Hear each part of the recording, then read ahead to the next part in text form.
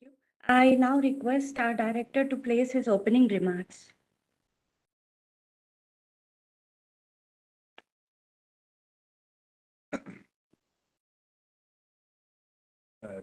Chief guest, Professor Sanjit Mitra, Dr. V.M. Tiwari ji, former directors of CSIR and GRI, Dr. P.C. Rao Garu, ex-director of NSS Trivandrum and senior most scientist of NGRI, Dr. Ravi Kumar, ex-DG of ISR, Gandhinagar and senior most scientist, Mangli Saab, Mandal Saab, and other senior scientists of NGRI, COFA, AO, people from admin, senior and students, people from online, ladies and gentlemen. Good morning to all of you. First of all, let me convey my greetings to all of you on this National Science Day. Today, we have a very distinguished guest and Professor Sanjit Mitra from Inter-University Center for Astronomy and Astrophysics, Pune. He is also involved in one of our very ambitious projects of our country, Indian LIGO. I, on my personal behalf and behalf of CSIR and GRI, extend a very warm welcome to you, Professor, and our 4 good friends from IUCA to our institute. Professor, I will take just 1 minute to explain about the work of NGRI. Here we do research to understand the Earth structure and composition from surface to the center of Earth, earthquake genesis, hazard and its mitigation, research aspects of resources like exploration of hydrocarbon, mineral and groundwater. We also work extensively on unconventional energy resources like gas hydrate, which are formed in the permafrost region and also below the ocean bed, coal bed methane, shale gas, and also we are moving towards the carbon dioxide sequestration project and also geothermal energy. We work on a various platform utilizing artificial intelligence and machine learning for processing of our geophysical data and also the interpretation of various state-of-the-art technique we are developing and also utilizing. Now, we all know that we have assembled here to celebrate the National Science Day to commemorate the discovery of a Raman effect by our great physicist, Sir C.V. Raman. National Science Day is celebrated for the contribution of the Indian scientist and to encourage the scientific temper and curiosity among the people. It is the day to recognize the importance of the science in our lives and inspire the future generation to take up the science and for the development of our country. Let us inspire from the achievements of our past scientists and work towards the building of our nation for more prosperous future for all of us. On this occasion, I request all of you to contribute to the best of our ability and knowledge for which the Institute can achieve a newer heights. I sincerely hope that today we'll enjoy the very important and very fascinating talk by Professor Sanjit Mitra. I once again welcome you here for this important talk. And also thank you, Professor, for sharing your valuable time and readily agreeing to become the chief guest of this very important day of our institute.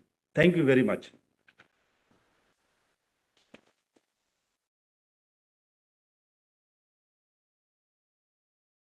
I will now call upon Dr. Shiv Ganguly to introduce the chief guest.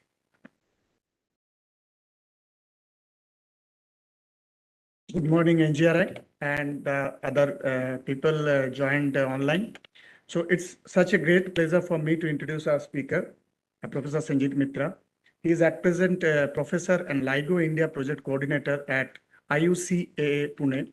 After completing his BSc in 1999 and MSc in 2001 from University of Calcutta with first class, he did PhD in IUCAA Pune in 2006 And then he was a postdoc fellow at Observatoire de la Côte d'Azur in France in 2007, and at the Jet Propulsion Laboratory Caltech during 2008 to 2011. His main research interests encompass gravitational waves, including sources and searches for persistent stochastic gravitational wave background, LIGO India, site survey design, design of future ground-based and satellite-based detectors, characterization and reduction of noise in laser interferometric detectors, and systematic effects and analysis strategies of cosmic microwave background, high performance computing, and AI. More importantly, his vision is to train a new generation of interested researchers in gravitational wave astronomy. Besides, he is a very good photographer, as I see from his website. Today, he is going to talk on a very crucial topic, as our director mentioned, that gravitational wave astronomy, present status, and future prospects. It is an emerging branch of observational astronomy that aims to use gravitational waves to collect observational data about objects such as neutron stars and black holes, events such as supernova and processes, including those of the early universe after the Big Bang, which is very much relevant to our science subject as well. He has been one of the main proponents of this program for several years, and it is a true standout out of his field. I must admit that being a young scientist is quite motivating and astounding for me to see his 300 plus publications with 1,20,000 plus citations with an H index of 122. He has recently published a book on general relativity and gravitational waves, essential of theory and practice by Springer. He has received numerous awards and honors, to name a few. Giuseppe and Vanna Cocconi Prize in 2019 by the prestigious European Physical Society for outstanding contribution to particle astrophysics and cosmology. Gruber Cosmology Prize in 2018 for mapping the CMB anisotropies as a part of the Planck team.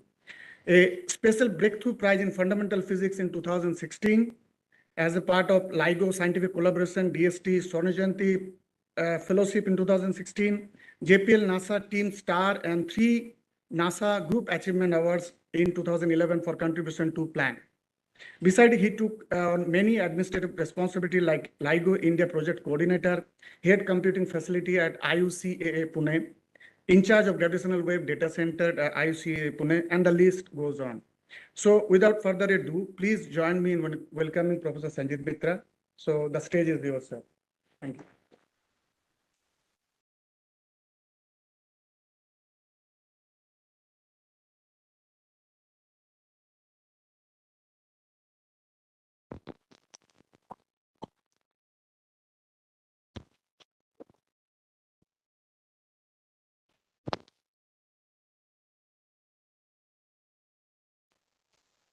Oh, I see.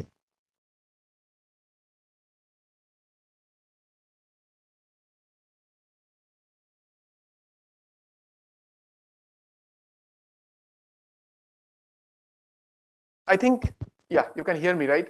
Okay. First of all, thank you very much to NGRI, Dr. Prakash Kumar and the colleagues for inviting me. It is always a pleasure to tell everyone what we have been doing and why we think it is not just important our endeavor to know more about the universe, but also for the development of the country. The topic I'm going to talk about is gravitational wave astronomy. This is a new field of astronomy. Like, you know, with different windows of astronomy, we have got a very different picture of the universe, like infrared, X-ray, optical. Everything has given a very different view of the universe. Like when we do X-ray of our body, we see optically we look very pretty, but with X-ray, we see some other structures which also may be very beautiful. And that's how we understand our body. Similarly, we are trying to understand the universe through different windows. But that is just one part of it. Of gravitational waves more than 100 years, okay, or about 100 years. When Einstein predicted it, he did not even believe that this will ever be detected. So by itself, this detection is a technological marvel of the highest class. And that you will see. We are essentially measuring fluctuations which are smaller than the size of a proton. Sounds unbelievable, but this is of course possible. I mean, we do it in different ways, and I will sort of walk you through many of the things. Of course, this is an overview sort of talk, so we cannot cover everything, but I will towards the end also try to emphasize importance of for understanding of geography. So this field by nature is multidisciplinary, and which is one of the primary reasons why governments across the world are interested in investing. It is not just because of astronomy. Of course, for me, astronomy is the ultimate goal of humanity, to understand why we are here and what is our future. But that is not all of it. Governments are also interested to see how it can take the technology to the next level, and also the spin-offs. So what happens is that these kind of projects create a common platform for very different expertise to come together and exchange ideas. And that need not be limited to gravitational waves later on. People can, I mean, if we talk among ourselves, then of course we'll come to know that we can do a lot together. For example, with our physics, that's what is emerging, that there is a lot of things to do. And this is what happens with this kind of project. Okay. So now we'll get into the,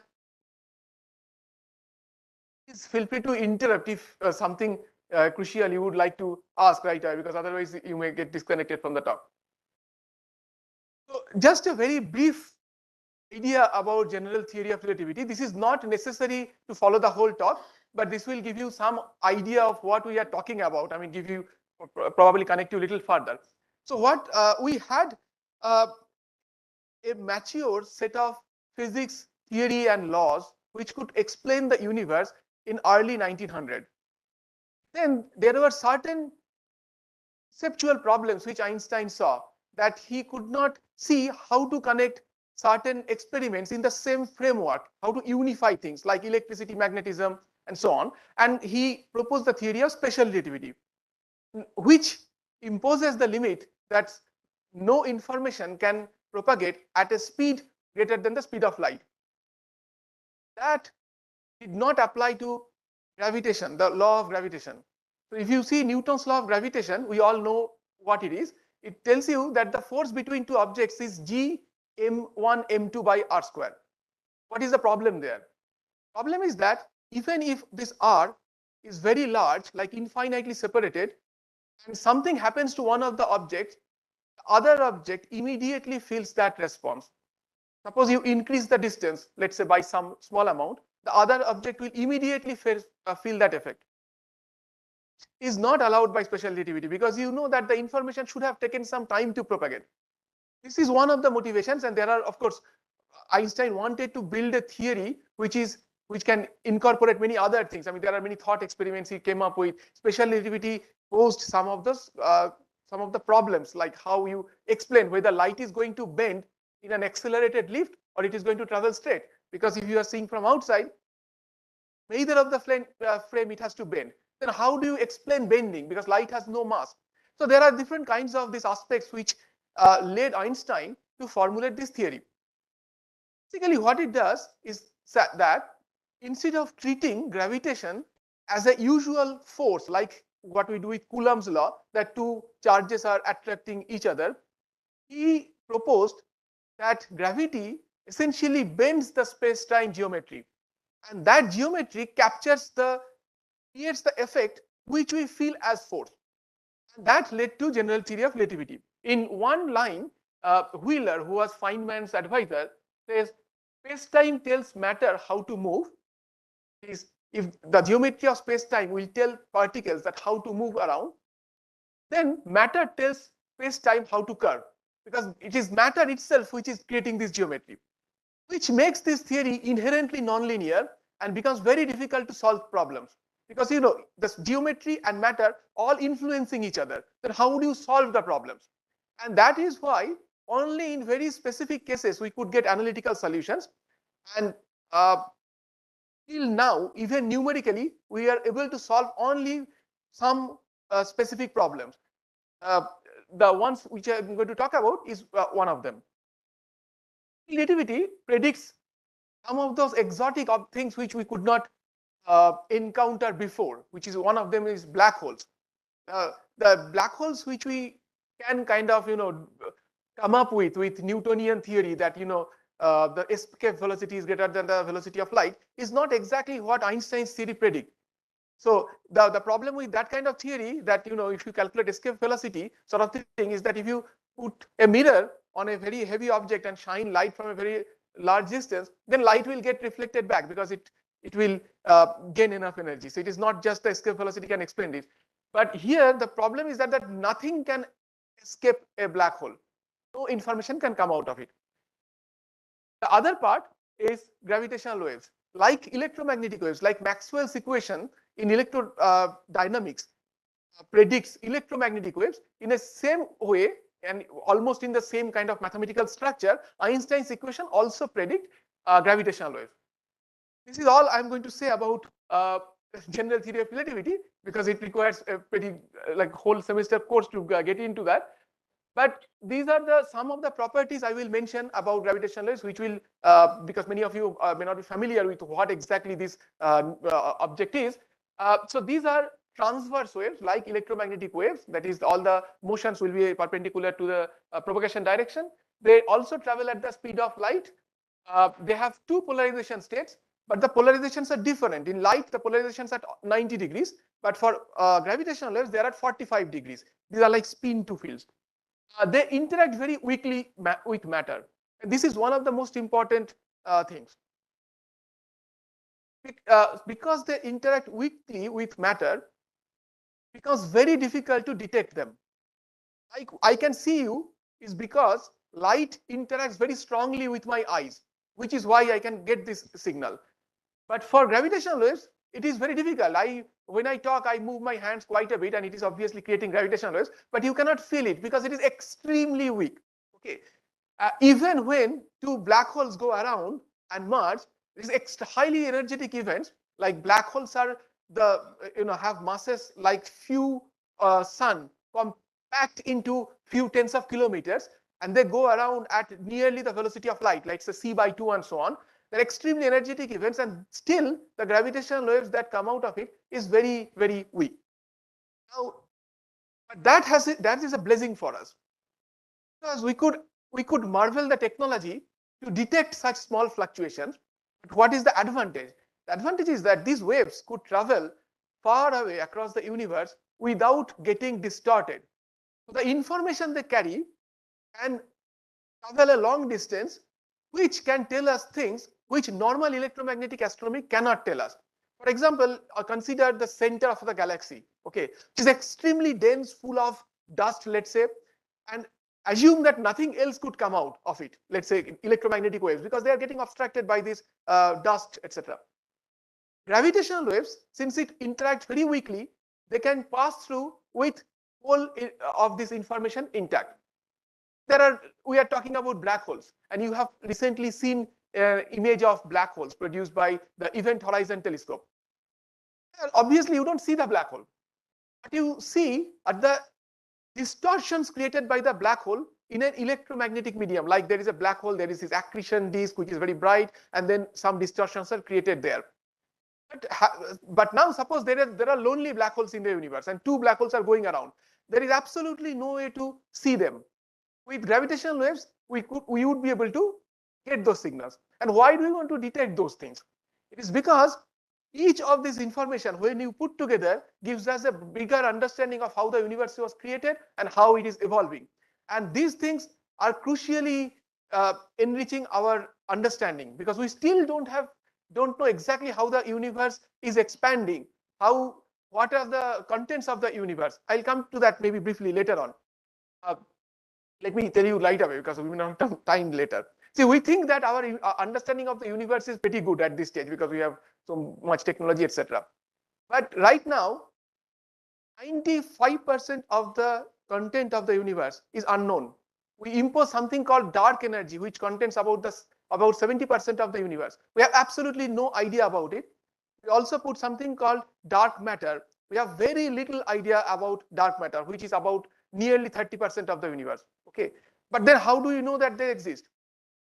Only way we could explain the observed data is putting those by hand. This is the current situation of our understanding of the universe in one way. The other part is that the universe looks almost isotropic. Okay, whichever the direction you see, it is nearly isotropic as soon as you go to a certain distance. There will be anisotropies, but it is statistically isotropic. How did these structures which we see today, stars, etc., galaxies, all these things form? Because if the universe was absolutely smooth, it will remain smooth. So there has to be some mechanism in the very early universe which created all those. And again, there is a phase called cosmic inflation, where the universe expanded by of the order of like e to the power 60 e-folds in a very short time, and that also is something just put by hand. We have no other way of explaining things, so we propose this hypothesis and try to explain, but we need direct evidence of what is going on, and these measurements, hopefully gravitational wave observations, will lead us to these measurements at some point. Overall, I mean, the main thing to notice is that there is a huge worldwide effort going on to develop gravitational wave astronomy. So there are some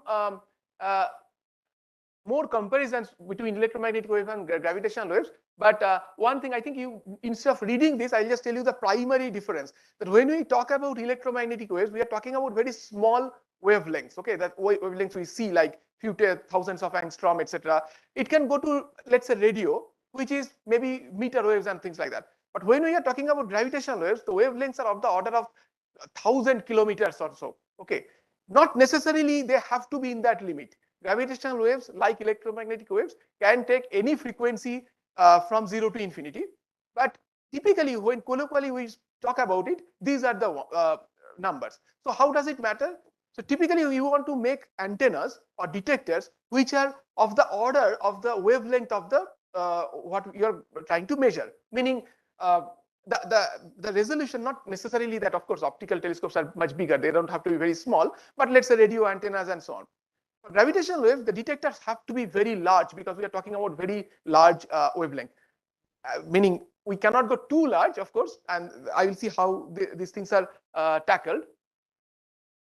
Also, mostly when we talk about light, we talk about incoherent superposition of emissions. Like, for example, these lights, etc. There are molecules which are emitting, and they are not coherent, except for the laser here, which is coherent light. But that is a very special case.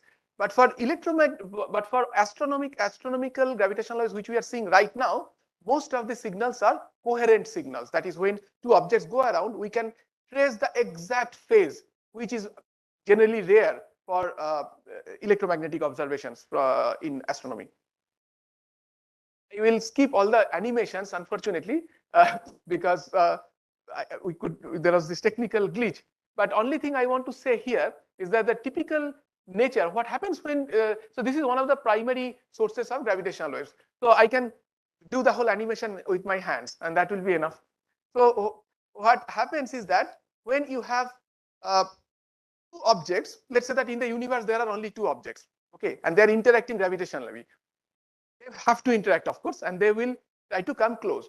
But there will be some little bit of velocity initially, which need not be aligned. I mean, why should they head towards each other? So there will be some angular momentum. So they will just try to start going around each other. They start going around, emit gravitational waves. Gravitational waves carry energy. It can be kind of theoretically shown. So this system loses some energy. Then to compensate for that, they have to come a bit closer. As they come close, the frequency goes up because like inner planets move faster, as you know. They start moving at a higher frequency. They start emitting even a gravitational wave at a far higher frequency and with higher amplitude. So they start coming closer at an even faster rate. This is the main thing, that it is a nonlinear process. It's like an avalanche process, that in the end, these objects start moving at extremely high speed, like half the velocity of light and so on, and their frequency at that point comes very close to our observable band, like 10 to 100, around 100 hertz, in that band. Initially, it is difficult to believe that two stars going around each other at 100 hertz. Typically when you look at the planet, let's say Earth is going around the sun at a frequency of 1 by 1 year, and here we are talking about frequency of 100 hertz, and that too about two black holes which are extremely massive. Okay? So this is the typical waveform. initially the waveform is has higher frequency, lower frequency, that is larger wavelength, and lower amplitude. And as they come close, the frequency and amplitude both increase, and this is why we call it chirp signal. It is like birds chirping sort of thing. And then after the black holes touch each other, they form a bigger black hole, and it settles down with a ring down signal. The ring down signal is like damped harmonic oscillator, like you ring a bell and then ting, it just slowly goes down, and that is what happens here. And this is theoretically modeled pretty precisely, and I will come to the Indian contribution very soon.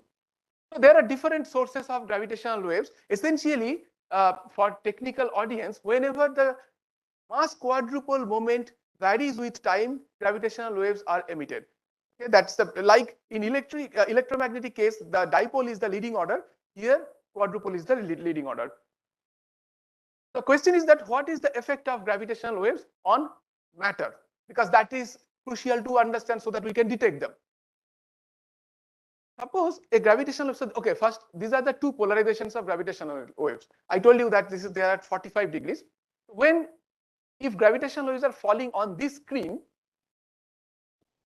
let's say on a ring of particle, start distorting the shape in this form, like this kind of thing. Okay. Then polarization, the same thing happens, but at 45-degree angles. So that comes from the property of Einstein's equation. Sometimes people call it a spin to field and so on. But if we look at Einstein's equation, we see that it is a tensor sort of field, and there we can show that if you do a 45-degree rotation, the polarization, the plus polarization, basically becomes the cross polarization. That symmetry is already there, and it is kind of irreducible. You cannot go anything below. So these 2 degrees of freedom are preserved. And now, how do you then use this fact to detect gravitational waves? Now here, when I'm saying that things are getting distorted, etc., it is not like actually, suppose you have some free masses. Masses may actually stay at the same position. What is changing between them is the light travel time. It is kind of the proper distance between these objects. Let's say that this was that kind of imaginary ring of particles, and we put a mirror here, a mirror there, a beam splitter here, and there is a laser beam coming here. Gravitational waves fall on this. What's going to happen is that this arm length, effective like light travel distance, is going to change. If this was a Michelson interferometer length, the difference between the path lengths would be measured by a detector. Gravitational waves fall, this path length is going to vary. By looking at that variation, we would be able to detect gravitational wave. Now this is a very simplistic explanation, because then any interferometer we build in the BSc labs would be able to do it. The thing is that these fluctuations are of the order of 10 to the minus 18 meters for a 4-kilometer detector. This is that small. And that is where the challenge comes. Then how do you even plan to detect it? And also the wavelengths we are trying to detect would require these arms to be of the order of 1,000 kilometers. Kilometers is like comparable to the radius of the Earth. You just simply cannot have a 1,000-kilometer detector on the Earth. Then how do you solve this problem? We come to that very soon. I'll skip this part. First, the indirect detection of gravitational waves, which also got a Nobel Prize, was done a long time ago. This was the observation was done between 1970s, and then it continued for 30 years, of a binary pulsar. So these are like the pulsars emit signals at a periodic interval, and it is easy to trace them. So they saw how a binary pulsar's orbit was changing with time. Well, these marks show the observation. Then there is this line which show how the orbits are going to change. This system emitted gravitational waves according to the general theory of relativity. They match so well that there was no doubt that gravitational waves exist. This is an indirect detection, because you did not really detect gravitational waves, but it showed, like, for example, if you have a black body, or let's say a cup of tea, and you don't know what kind of radiation is coming out of it, but you propose that, okay, maybe this is black body and some Planck radiation is coming, so it should cool in a certain way. And now put a thermometer and see how it is cooling. And you see that the cooling law exactly matches. That does not give you a direct detection of the Planck spectrum, but it does tell you that probably your theory is correct and we should put more effort to detect the real signal. That's what happened there. But it took very long time to detect gravitational waves directly. This was basically the sort of the cartoon diagram of our first detection. What happens, I already told you what exactly happens, that two black holes were going around each other. One was 29 solar mass, other one was 36 solar mass. Then they merged, form a bigger black hole, which was 62 solar mass. You add 36, 29 and 36, it will be 65. But the final one is 62. So what happens to the rest of the energy? That was emitted as gravitational waves. You see, the energy emitted is extremely large. Still, it is difficult to detect because the coupling is very low. Okay. So and just to give you an idea of about the energy, see, the sun has been radiating for billions of years, right? So far, it has converted about few percent of its energy to radiation. It is good enough to keep us warm, especially in Hyderabad. So, but on the other hand, you look at this. This whole merger took 0.2 seconds. In 0.2 seconds, system lost 3 solar mass of energy. So few percent of the sun in billion years compared to 3 solar mass of energy in 0.2 seconds. So this is the kind of thing. This is not exactly right, because this system also has been emitting energy for a long time, like when it was infinitely far away to coming. But essentially, the most of the energy is emitted during this collision. Signal, which is predicted from general relativity, matched the signals which were detected in two detectors which were 3,000 kilometers away. These marks show the Hanford and Livingston detector signals observed around the same time with few milliseconds of delay. The delay comes because the source may be oriented in a different way. If they're exactly in the plane dividing the line joining these two detectors, it would be at the same time. And at that point, all different environmental channels were scanned to see whether this could be caused by something else and so on. But since these two detectors are 3,000 kilometers away, there is no plausible explanation other than that they detected the gravitational wave signal. And now we have detected about 100 of them. For this, in 2007, Rainer Weiss, Barry Barish, and Kip Thorne got the Nobel Prize. The effort was contributed by at least 1,000 people across the globe. Indian scientists made, so this is India, and see there are many dots here. Indian scientists made contributions in various aspects. It starts from the mathematical modeling of black hole, that ring down part, which was done by Vishweshwara here. Then there are many other analytical modeling, like how exactly when these black holes go around. The analytical part was done in India. We did not do much at that time in the numerical part, because but now that part is also picking up. The numerical relativity, that is solving Einstein's equation in a huge computer. Analytically, we did significant contribution. Then how to detect this very tiny signal in extremely noisy data. This is not a normal data processing because the signal is very tiny. So this required a lot of mathematical background, mathematical work, and that was done also in India, in my institute, IUCA. Then there are many other developments which were done, that how you incorporate multiple detectors, etc., etc. And then we are now significantly involved in developing detector technologies, like many of our colleagues who are sitting here, they are experimentalists. And also how to do electromagnetic follow-up of certain events. I'll come to that with electromagnetic telescope. Skip this part. Now, the next best thing after in my opinion, after the first detection happened when we detected a binary neutron star merger. That is two stars which merge, but they are not black holes, they are binary neutron stars. Why this is so exciting? Because black holes don't emit any other signal. So you cannot verify your detection other than looking at the signals and saying that they are matching the general theory of relativity. For binary neutron star mergers, they also emit electromagnetic signals at very different wavelengths, and that was possible to do this time. And this was not only the detection was not only confirmed, this told us many different things about the universe. This is one of the primary reasons why we want to have a detector in India, and I will come there very shortly. Again, okay, maybe I can just briefly explain this. This is these circles that you see here are the error bars, error in localizing the source on the sky. Okay, this is from the Fermi gamma ray observations. So why is it so important? I'll tell you very quickly. Now these are the these green ones are with 2 LIGO detectors, and when a third detector called Virgo in Italy joined the network, error circle becomes very small because they are using some kind of triangulation. It is like GPS satellites, the way it triangulates. It is very much like that.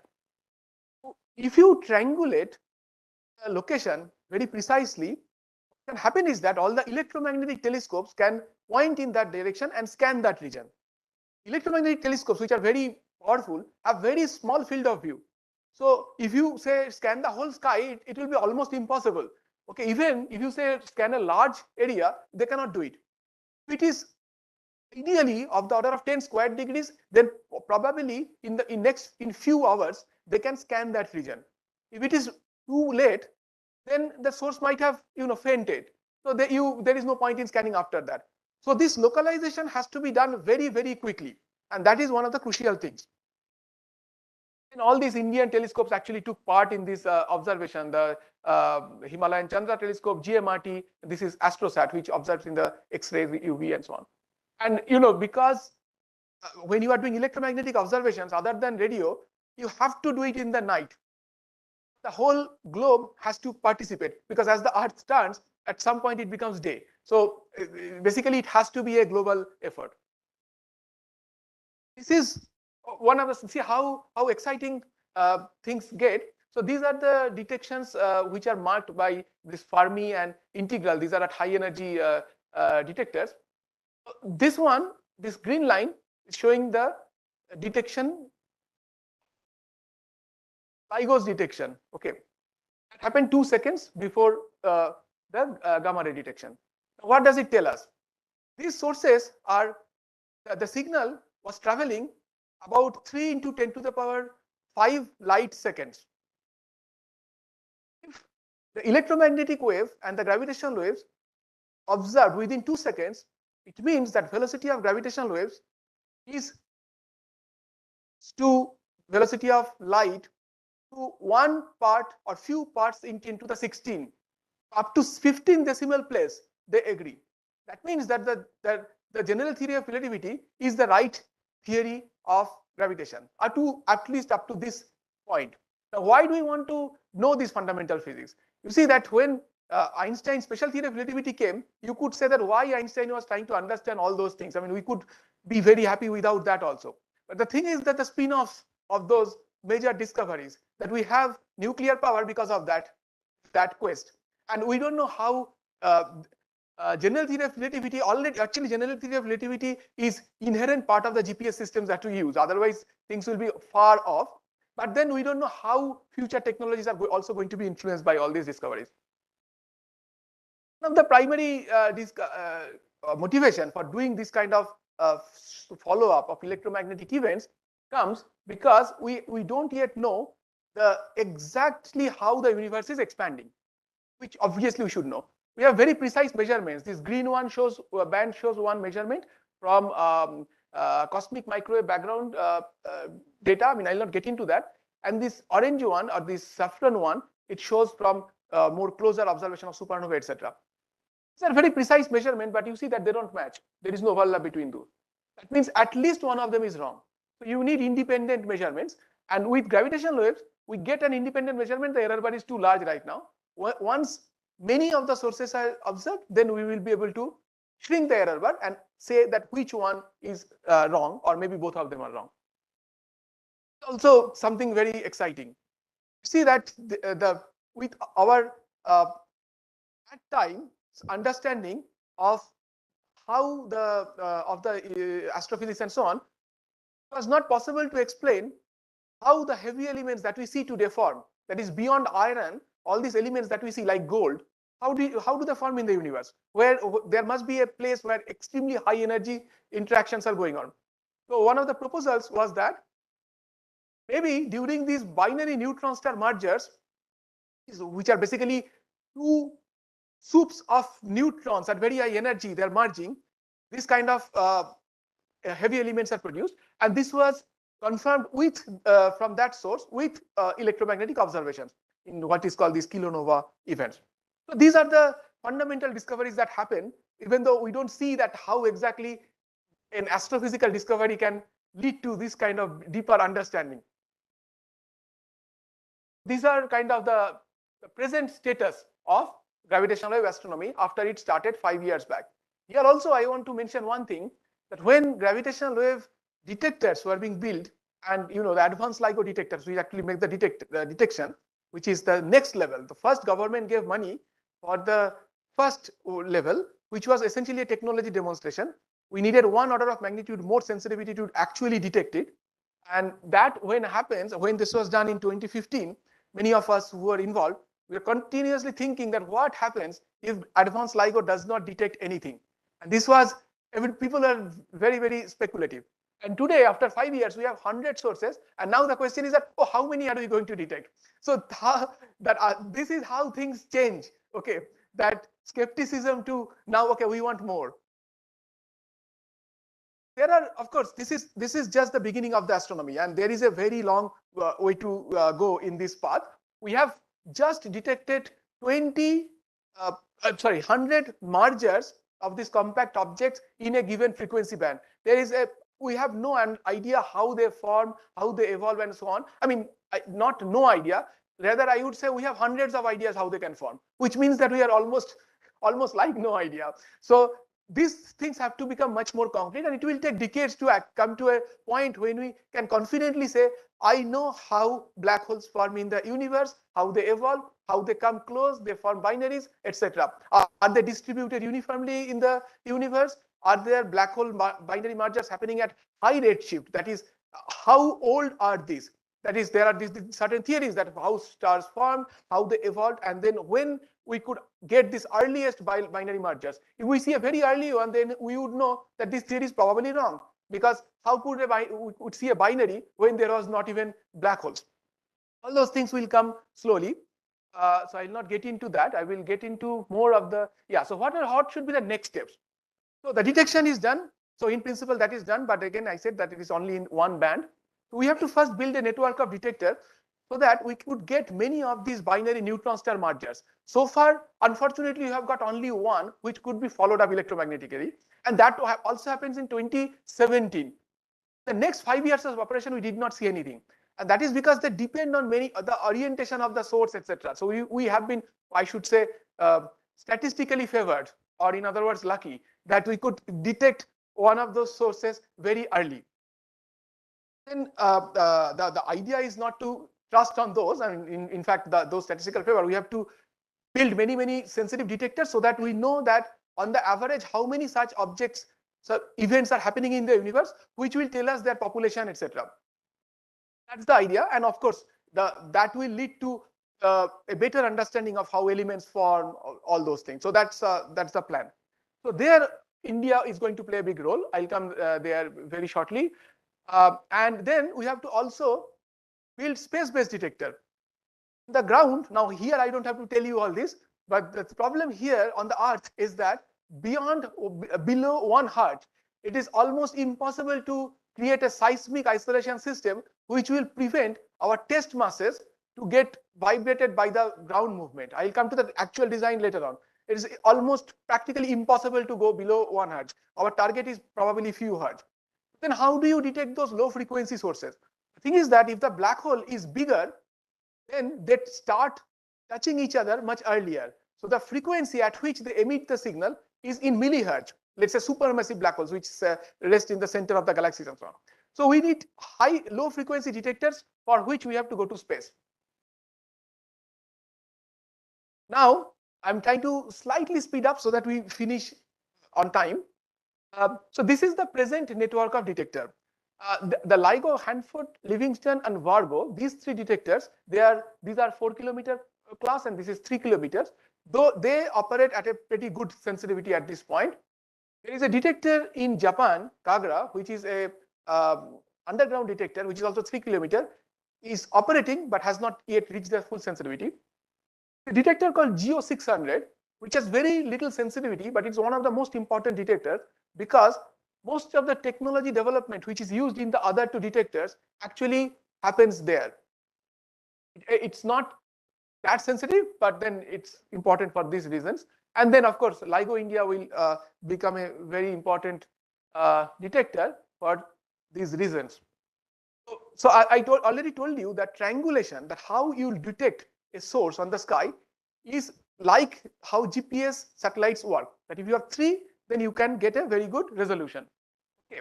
So now you see that this is the sky, and here some of these error circles are plotted. 2 detectors, these circles are extremely big. This is basically a ring of the particles. See, if we had 2 GPS satellites, we could essentially say a source is on a ring of on the sky, right?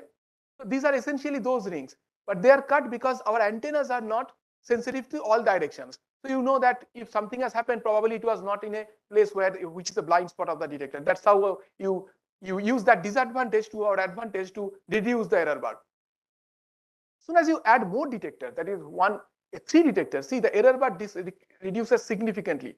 It becomes this small. This is this one, and this is just a cartoon that if this is for the first detection. LIGO India detector was operational at that time when the first detector happened. The error bar would shrink from this to this. This is why LIGO India is so important. This is, and not only LIGO India is going to bring just another baseline because of our geographical advantage. When it operates with 3 other detectors, so this is the map of the this is the globe. Basically, you are looking at the North Pole. This is America. India is here, and this looks a bit weird because we are looking at from the top. See that right now these 3 detectors are the primary detectors, 2 Hanford detectors in the US, and this is Italy. At the Indian detector, you see the baselines increase quite significantly. This is in the units of milliseconds. These 2 are at 10 milliseconds. This is like 25, 26 milliseconds. You put India, what happens is that you get 3 more baselines. Okay. Right now we have 3 baselines, HL, LV, HV. India, you get 3 more baselines. Each one of them are much larger, meaning the larger side, let's say 36, almost twice basically on the average. This gives a significant improvement in source localization. This is what is going to happen, that if you plot the source localization without LIGO India, this is the situation. You see the circles are extremely big. They cannot be scanned by electromagnetic observatories in one night, or let's say in couple of days. Here, if you include India, these localizations become much, much smaller. And there are many other things like duty factors, etc. All the detectors are not working all the time. You have to fold that in also.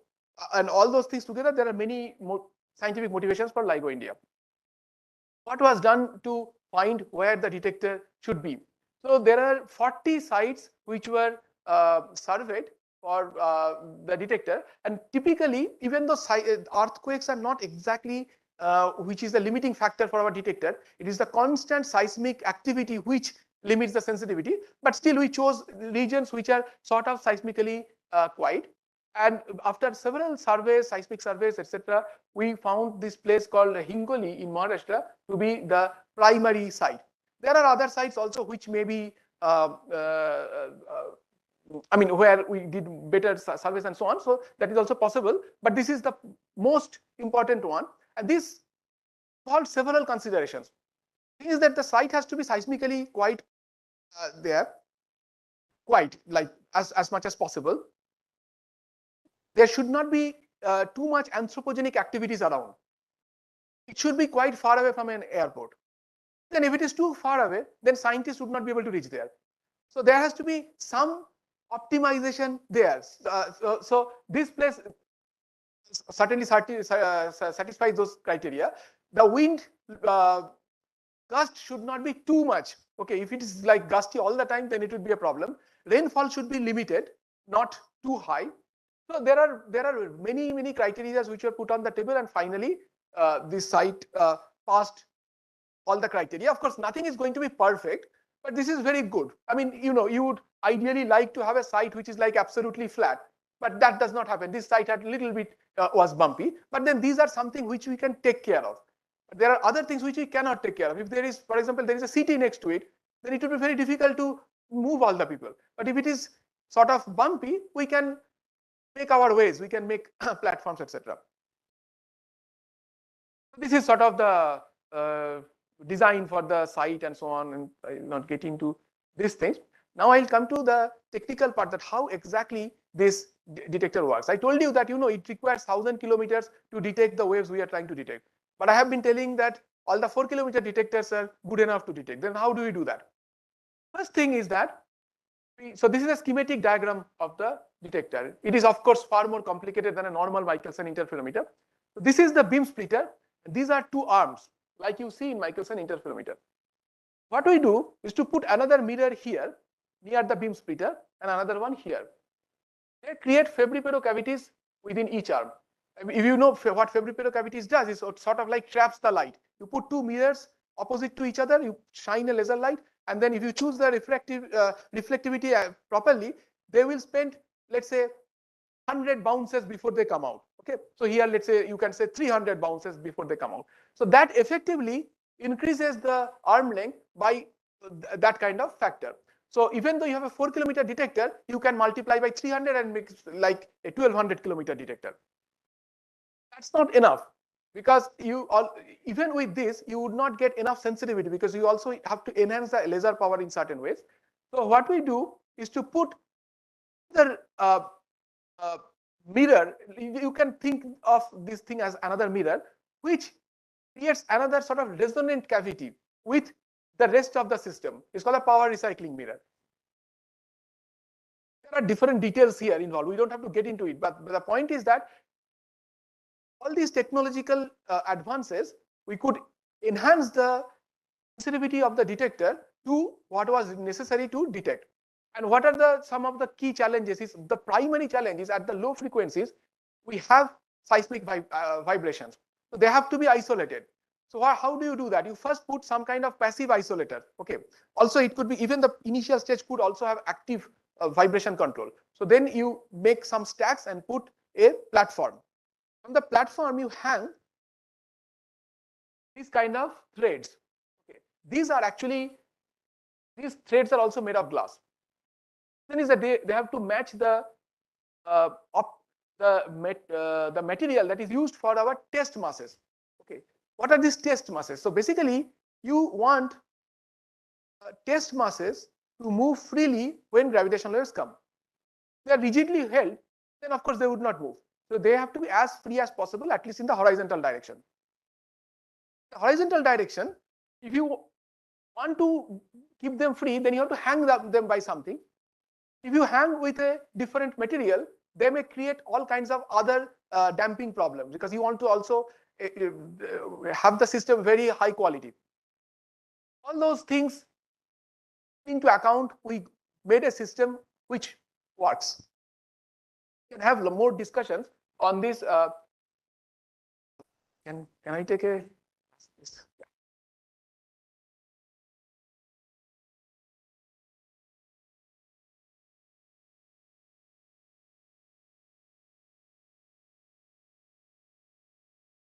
Answer more questions later on if you have technical queries about this.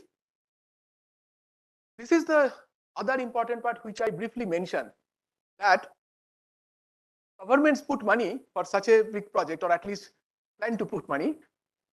Consider many different things. It is not just, cannot be just for one narrow goal. See that LIGO India, first of all, it is going to be a mega science project on Indian soil. There are not many like that. India is part of different mega science projects, but this one is on Indian soil, which makes it much closer to us, and hence we could different technological expertise could be brought together in a more efficient way. And you see there are many things mentioned here, like precision measurement, quantum meteorology, laser physics, vacuum, optical engineering, sensor technology, control systems, and these are all other astronomical expertise. So all those things would be, you create a platform and then not just do other things also. So these are the motivations for doing such things. IUCA, my institute, is one of the 4 lead institutions of LIGO India which are going to build the project. The other 3 are DA institutions, which are DCACM, IPR, and RRCAT. Role was to build a big community who would contribute to this project. GRI is not mentioned here, I guess, but these are some meetings which we did earlier, few years back. Researchers from all these places came together, and this is like a matchmaking exercise, that people say that, okay, this is our requirement. I mean, we say that these are the requirements, and then they say that, okay, this is what we can do, and then you see that where people can contribute in which way. We hope that once the project moves forward a little more, I mean, and we which is in the process, we will resume these activities again. Now, moving to the future, I will probably try to wrap up in the next 5 or 7 minutes. Right now, our detections have happened only in this band. This is sort of like the audio frequency band. It has nothing to do with audio or anything, but it so happens that the detectors which we have right now, they operate in the range of like about 10 hertz to few kilohertz, which is exactly where our ears work. Of course, the low frequency is slightly lower, but anyway, here. So this is where the detections have happened. But now we have this whole bunch of time scales or frequencies where there are interesting gravitational wave sources, and we have to build detectors there in different ways. For example, you can make pulsar timing arrays, etc. I don't have time to talk about that, but those are also that is, radio astronomers can detect in one way. Cosmic microwave background that who do cosmology observations, they can detect gravitational waves in another way, and so on. I'm more actively involved in the space-based detectors right now. We are also exploring that if India can send a mission to space. I'll come to that in the last bit of my talk. So what are you going to do with this? Okay, so here let's say that we are somewhere here at the center of this plot. Okay, and here is we are going are in the universe. Okay, like we are here and we are plotting spheres. Okay? Dots represents that what is our expected number of binary mergers that are happening in the universe. Right hand side is for black hole merger, left hand side is for neutron star mergers.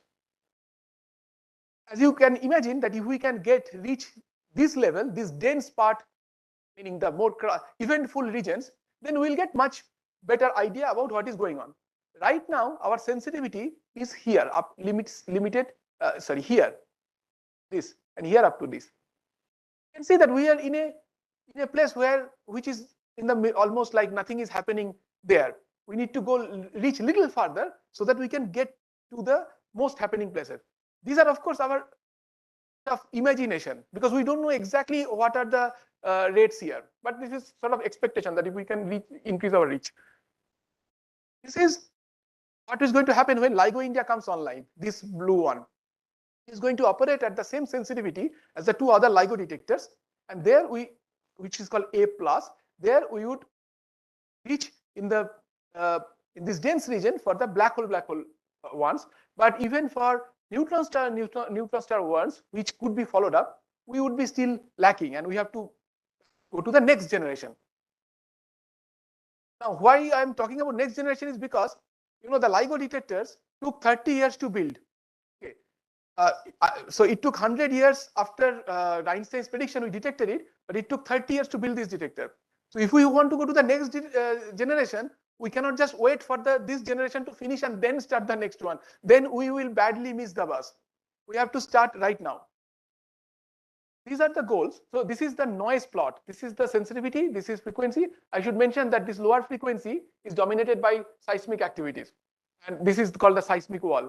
And this is sort of where our current sensitivity is. LIGO India, we plan to reach this sensitivity. When lower the noise floor is better, of course. And then there is a hope that we will reach something called the Voyager. Voyager is going to be an intermediate stage where, using the same housing, so these detectors are 4 kilometers and the arms are in vacuum, okay, because otherwise the fluctuations in refractive index would create a lot of noise. Then using the same vacuum which will be created for LIGO India, we would be able to push to a factor of few more sensitivity. This is very important for us because LIGO India is not just going to be for few years. It can then serve for tens of years. And I'm pretty sure the other US detectors will also do the same. Problem why this is important is that when you try to go to the next generation, which are called Einstein telescope and cosmic explorer, like this, these are 10 kilometers or 40 kilometer detector. It's very difficult to get land for such detectors. You have to go underground and it is challenging. You know, a lot of effort has already been done to find the land for this, and US also they are trying to find this. But this will be kind of difficult in India because we had a lot of trouble also to find land for LIGO India. So if the present site would be usable for tens of years, that would be pretty good for us. And that can be enhanced with one more addition. I'll come to that. What are the challenges for the next generation detector? This I wanted to just mention some of the technical challenges, which are the primary challenges in the detector, are sort of in 3-4 slides that which shows how the people can collaborate and so on. One of the primary noise source would be Newtonian noise. Now, we have been hearing about, I have been telling you about the seismic noise, that because ultimately the mirrors are hung from a platform which is attached to the ground, so seismic activities will go to the mirror. Then there is another way the seismic activities can affect the mirror, and that is by direct gravitational coupling between the ground and the mirror. This you cannot isolate because, I mean, you can isolate, suppose there is some vibration going on and put a good stabilization isolation system, you reduce the vibration. But the mass fluctuation which is creating Newtonian potential fluctuation, that cannot be changed. For that, and this is going to be one of the primary noise sources for the next generation detectors, the third generation detectors, and people assume that somehow we can reduce 90% of it can be cancelled. How do you cancel that? One way is put many seismic sensors across the detector, and use active noise cancellation. That is, this you assume that whatever noise that is coming to the mirrors because of this Newtonian noise is correlated with the seismic activities on the ground. Now, if we can use a feed-forward system in a proper way, then very soon, meaning it is an adaptive system which kind of adjusts the coefficients on its own, then we would be able to reduce the noise. This is one of the active research areas. Other ones, like even for LIGO India, there are things which are so very important. For example, there are these Oklahoma earthquakes. Okay, see, these things are happen because of fracking. Like people inject water at a very high speed for this oil mining and so on. That can create a significant amount of noise for the detectors if they are close. If they are far away, the effect could be low. So then this was done for the Livingston detector. One of my student did this with Surendranath Sumala, which is in IIT Hyderabad. So they basically said that if that kind of activities happen in the Livingston area where the detector is in Louisiana, then what will be the effect on the LIGO detectors? This required seismic modeling of the ground and so on to predict, because this is not yet done. But they are basically alerting people that please stop this, because then otherwise it is going to create a big hazard for our detector. There is the early earthquake warning system. The thing is that if we see, earthquakes are happening all the time. Earthquakes in principle could disrupt the detector. Now the detector, this febrile cavities etc. I showed, has to operate in a locked state. That is, the resonance condition should never be disturbed. It is only the feedback signal which is our true signal. What happens here is that if you knew that an earthquake is coming, which is called which are slightly further away, then you could bring down the system sensitivity to a level that it could be brought back to the optimal sensitivity very soon after the earthquake passes. Otherwise, with some kind of if we used some kind of aggressive feedback system, which is generally used in the detectors, this earthquake can disrupt the functionality for half an hour or so, each earthquake. So these are the kind of things which people worked on. Anyway, we can, I don't exactly work on this, but then there are experts who work on these ideas, and they can see what needs to be done. So finally, the last few things is about, oops, sorry. the space-based detectors. So we have to go to space, and these also look very, very interesting. It feels like Star Wars. See, this what we have to do is to create parameters in space. This is the sun, this is the earth, and there are 3 satellites which would exchange laser beams to create an interferometer. Okay, and this is this is proposed by ESA, European Space Agency, with significant contribution from NASA. This is a Chinese mission which has been proposed. These operating millihertz. There is a gap in the decihertz band. So there is a Japanese mission which was proposed in the decihertz band, which will have these constellations of satellites. Okay, so here like 4 constellations, 3 each. Each 3 will create an interferometer. Okay, but these are not. This is not funded yet. What happens is that what we do with these kind of detectors. So there are many other science goals like supermassive black holes, etc. But one of the important thing is that this is this space-based LISA mission, and here it finds a binary, because the binary, when the binaries are far away, they are at lower frequency. It detects that there is a binary which is inspiraling, and it can predict, it can forecast when this binary is going to merge the LIGO band. These are the sort of the frequency tracks, because the frequency slowly increases. Then if we know when a binary is going to happen, and we know its source localization, that is, we know where it is going to happen, we can tell all the electromagnetic telescopes to point there. That then, you know, when you are ready to observe, you can go much deeper in distance. The problem here is that these things, LISA is going to predict few like years to months in advance. This satellite may be launched in 2035. It will observe for some years. We are now talking about 2040 and so on. That is too far away, and many of us who may not even be in the right state of mind to understand anything at that point, or may not be even alive.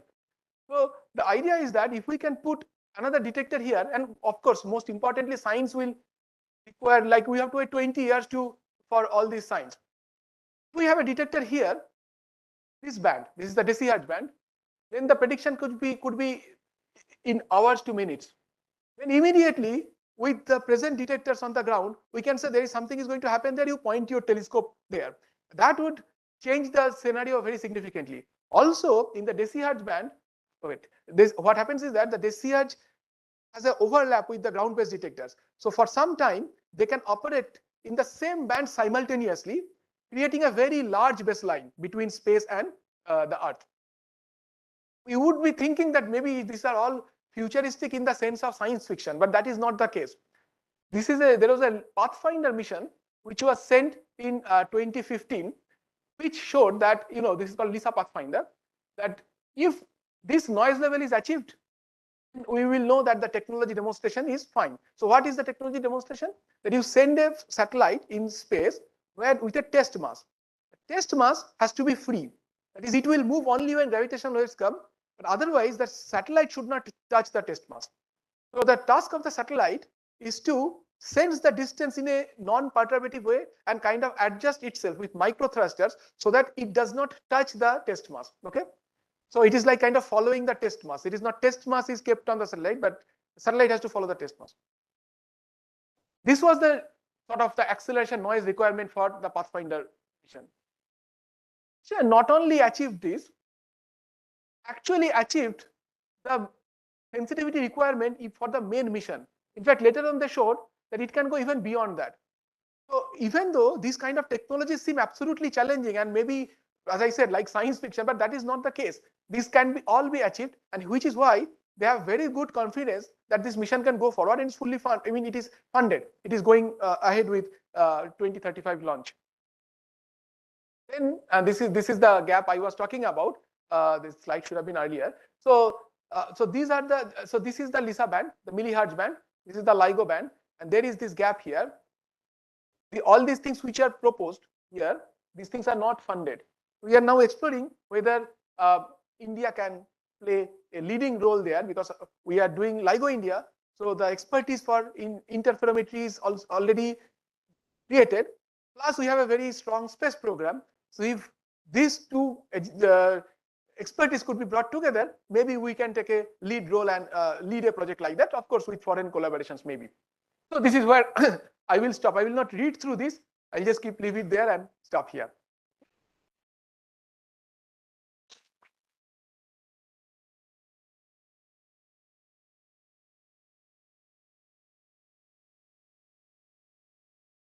Yeah, sure. Yeah, sure. Yeah.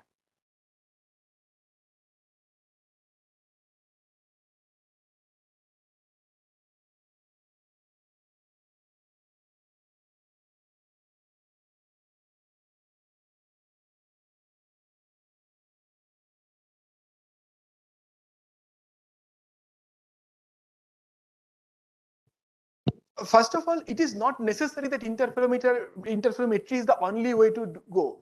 But right now, with our current understanding, that is the best technology available for precision measurement. This is basically precision measurement which we need. So basically, there, if suppose you put some test masses, which have to be there, I guess, meaning some freely falling masses, and then we have to find their distances between them very precisely. This is the criteria. And this seems to be a very good way to go about it. And that is partly because, I mean, I did not get into the full details, but in a Michelson interferometer, what happens is that some of the noise sources get cancelled out in the two arms. So then, like laser noise, etc., some of those things can be cancelled out, which gives us the advantage in some ways that your noise level could be slightly lower, meaning you don't have to put a lot of money to increase the laser power, etc. So this is one of the things. The other thing, as I was mentioning, that effective length of the detector is not 4 kilometers. It is actually much longer, because what is happening is that the wave is coming like this. Light is bouncing back and forth about few hundred times. At that point, it is basically accumulating the phase change. That's how it is coming. But then if you do it too many times, what is going to happen is that the phase of the gravitational waves will change to the opposite phase. Then this will get cancelled out. This thing, which is, we call it storage time for photon in the cavity, is kind of like 10 milliseconds. It cannot be more than that. Not 100, yeah. So the wavelength, see, the wavelength is okay. So here is the picture. So suppose this is the interferometer. Wavelength is kind of like, the wave is like this. When the wave is falling here, creating perturbations in this arm. Okay. Now, I mean, you can show theoretically that the length of this arm should be lambda by 4. This is typically the length, and that is because, so suppose there is a, this is the minimum of the wave, okay? It's falling here. And then you see that this is the third axis. The wave is like this, okay? Now, these photons are going back and forth. They are accumulating the phase. The wave is like kind of moving here and here. And at some point, it gains enough phase difference between these two arms, because this arm and this arm are recording the opposite phase. Meaning, if you remember that that circle kind of picture. So this is like kind of always the path length is small, here the path length is large. Then what happens is that if the wave crosses too much, then, meaning, let's say that this wave can go, this much you can go. After this, it will start reducing the, because the negative part will come into the picture. That is why you need lambda by 4. And why 4? I mean, so basically lambda by 2 would be the total path length, because we are having one, meaning it is double both ways. So it is lambda by 2 by 2, which makes it lambda by 4. So since it is not necessarily, it has to be exactly there, because you are ultimately, it is a broadband detection. So it is not that exactly 1 lambda, but of that order. So which makes it kind of like 1000 kilometers.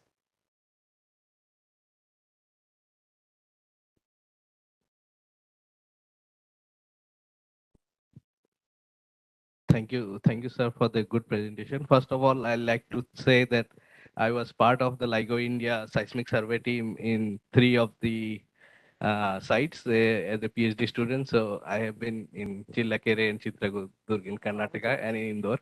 But my question today is, so since this gravity wave is a transverse wave, and you are saying that it is of the order of 1000 kilometers. So if does it reflect on bigger planets or the stars, or how does this reflection have an effect on detection? First question. And the second question is, how the addition of LIGO India will help to deepen? Means you are saying that we can go beyond uh, some space in the universe. So, and another part is that since they are, you are saying that this gravity waves do not do not destroy information; it retains information. But as the waves are propagating far, the geometrical spreading will lead to some energy loss. And how does it affect? Yeah. I'll answer all three of them. But first, I should mention that NGRI conducted the surveys for LIGO India's seismic, all the at the sites. Okay. So you, with Supriya, okay. That's good to know. The first question you said, whether gravitational waves can be reflected by a small thing. See, reflection requires a large object, right? So reflection, I don't think would happen for a gravitational wave that way, but one can see it is like absorption and scattering, that kind of thing be there. But and also these objects is, you know, these are small objects. So and the way it works is that what you will observe, okay, let's see this way, is the lensing of gravitational waves. That is, if you have a heavy mass, like during solar eclipse, we see that as if there is a star which is at grazing incident with respect to the sun, it slightly bends, and that is how general theory was proved by Eddington. Similar lensing effect will happen when gravitational waves pass. So suppose there is a massive object and waves are coming from a certain distance, it will slightly bend. This will be observed. Second question you said is how LIGO India is going to help going us deeper.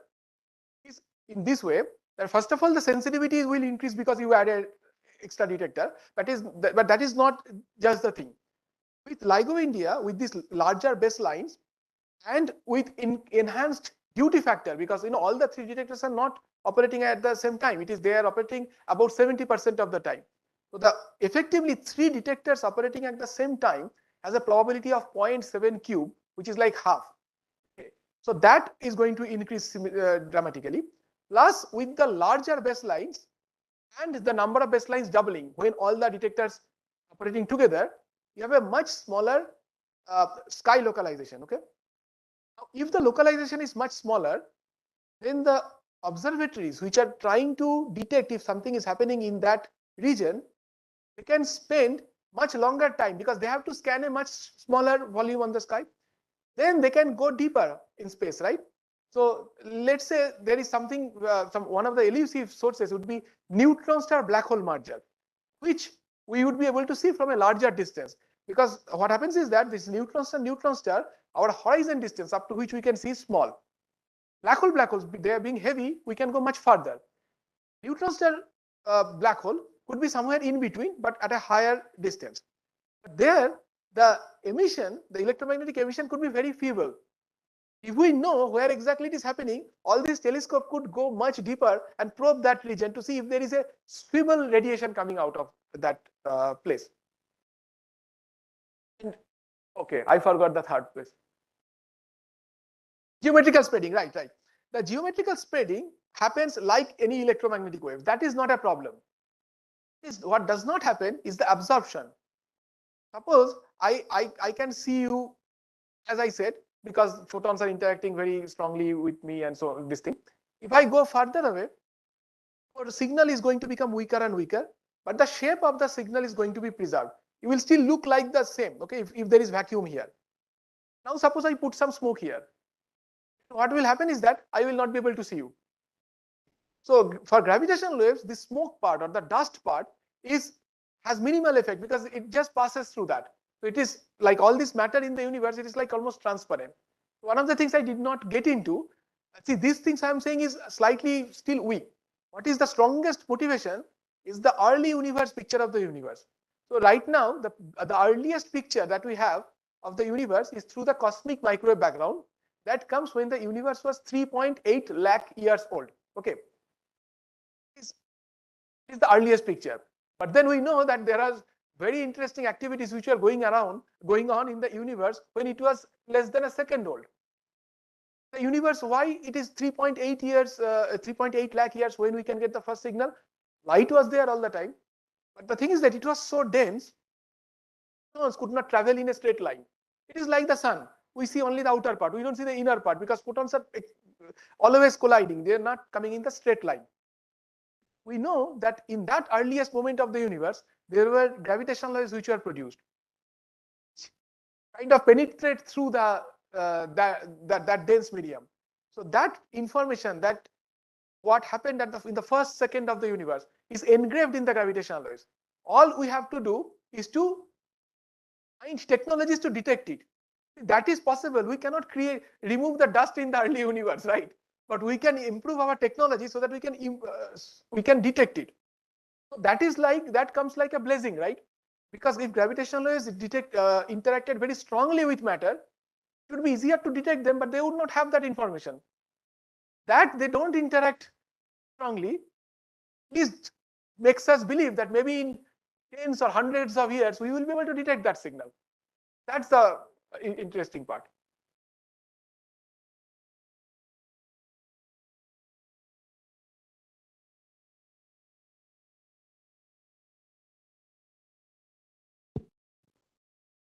Gravity waves. Yeah, gravity wave. Huh. Right. So is there any effort from your side, LIGO India, to detect them? The thing is that, see, LIGO detectors essentially want to get rid of these signals. Okay. That means, meaning, we can think about detecting better and better seismic. See, some of the discussions were happening right now is to detect seismic activities more precisely using interferometer. The thing is that tsunamis are already predicted by some other seismometers, right? So it is not very clear what we can do, but we can certainly explore the seismic measurement part. Then maybe we will be able to predict earthquakes or tsunamis more ahead of time. Another issue that you have typical nomenclature, GW, then 02, 05. That is just the 17. date. What is that? Oh, I forgot to mention. That is just the date. So the one I showed, that GW 170817 means 17th. Well, first one is at the year 2017 August 17. How now we are detecting so many that there is an underscore and the timestamp also, because this makes it very easy for us to remember when we So detect. you would Something. like to say at that particular time or date, we Detected. have the merger of the black holes? Black hole or neutron star, whatever we have detected, the detection time is that. The event happened, of course, millions to billions years before.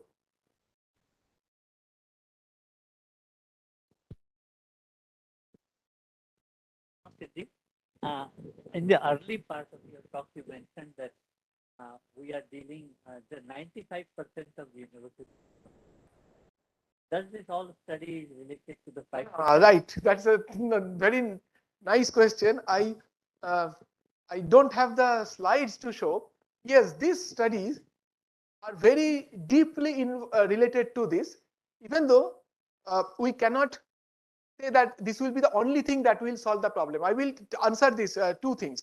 First, the dark matter, how the dark matter is spread in the universe and so on, and the nature of the dark matter. In both cases, gravitational waves can tell us, give us more information. Because gravitational waves get lensed, we can have a better distribution of the dark matter in the universe. That is one part.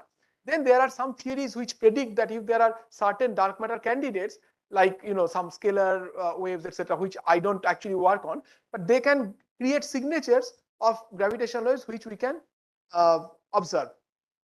This is one part of it. The dark energy part. Now, dark energy, one of the important things which people say is that, there are different models for dark energy.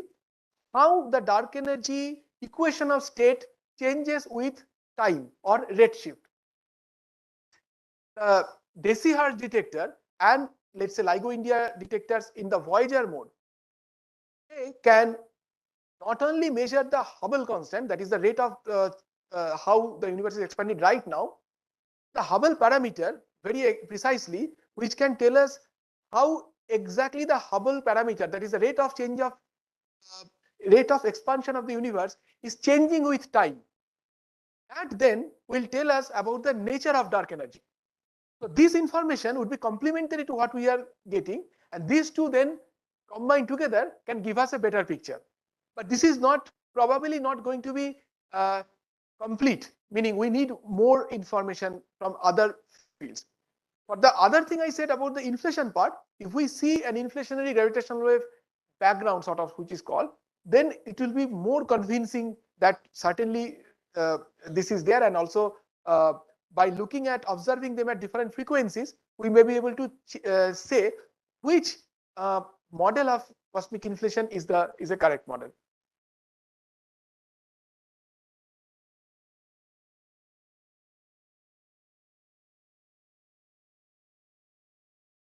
There any specific reason for No, there is no specific reason for that. In fact, when the LIGO India detector, so before the while we were proposing the LIGO India detector, before that there were studies that what is the most optimal place add a detector to the network which will be scientifically most beneficial. So there are 3 detectors which are already there.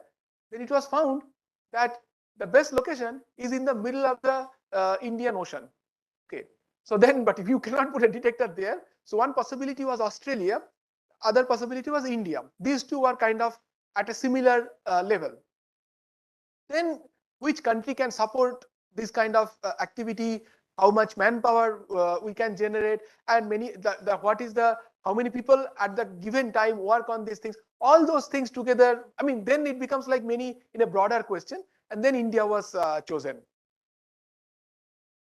Principal gravitational waves pass through the earth, so there is no reason to I mean, a northern hemisphere detector and the southern hemisphere detector would be otherwise identical.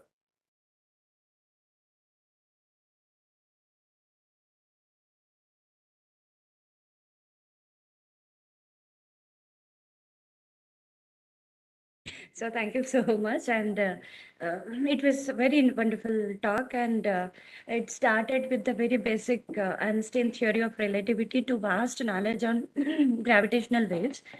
We do surveys on the surface of the earth, and you took us to space and imaginary world. Thank you for that. And for sure, I think everybody felt very fascinated about today's talk. So may I now request our director to felicitate today's.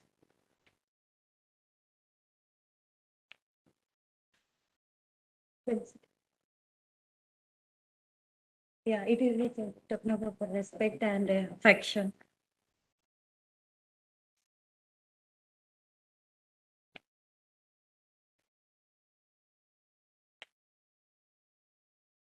Pochampalli Shah.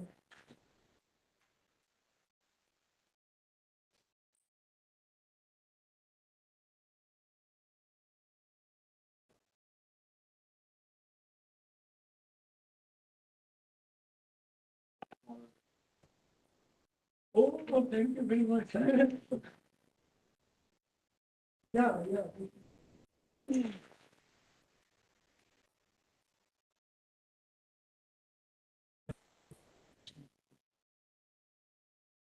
is also our pleasure to invite Dr. Suresh Duravani. Actually, yeah, maybe we should also felicitate our 4 good friends from Ayuka, just for a token of remembrance. Dr. Suresh Duravani, Dr. Shivraj Kandaswamy, Dr. T. Sarvanan, and Professor Subhadeep Deji. Please come on to the dais.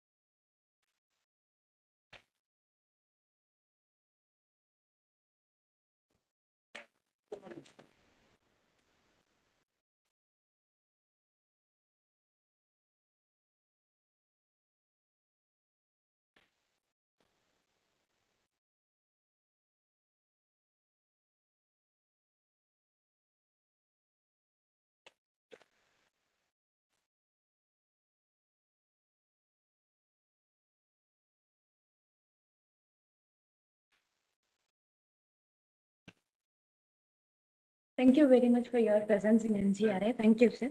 And I now request Dr. PC, sir, to propose vote of thanks.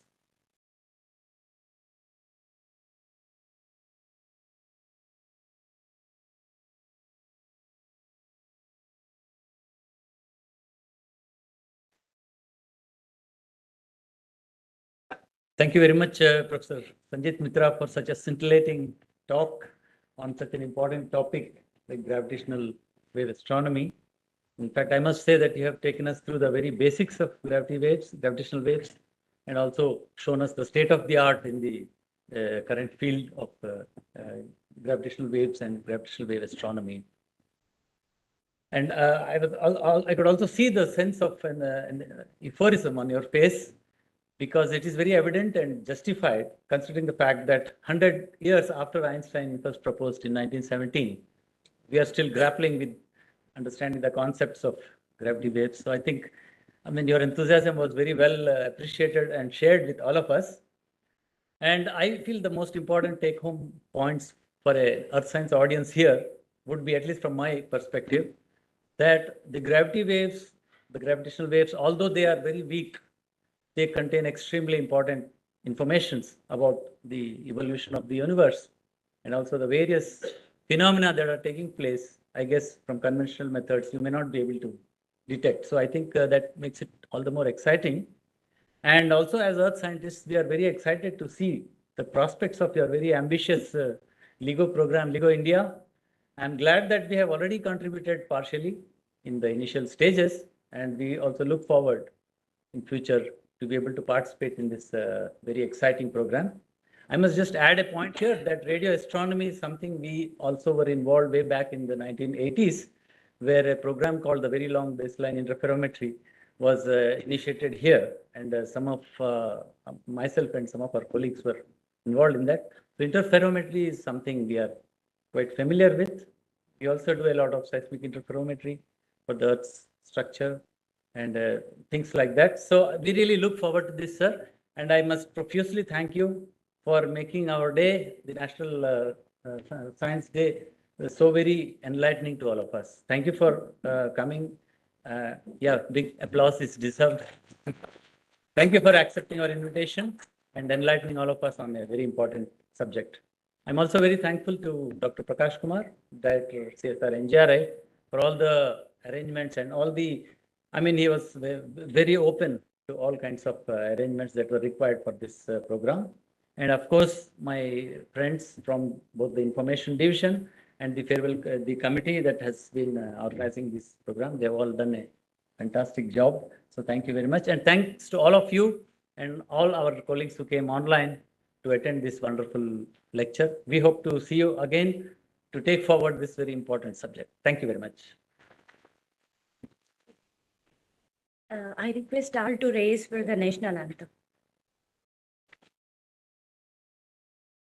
Jana Gana मन अधिनायक जय जन गण मन अधिनायक जय हे भारत भाग्य विधाता पंजाब सिंध गुजरात मराठा द्राविड़ उत्तर बंग विंध्य हिमाचल यमुना गंगा उज्जवल जल वितरंगा तव शुभ नामे जागे तव शुभ आशीष मांगे गाहे तव जय गाथा जन गण मंगल दायक जय हे भारत भाग्य विधाता जय जय जय जय जय जय जय Jai Hind. Thank you, one and all.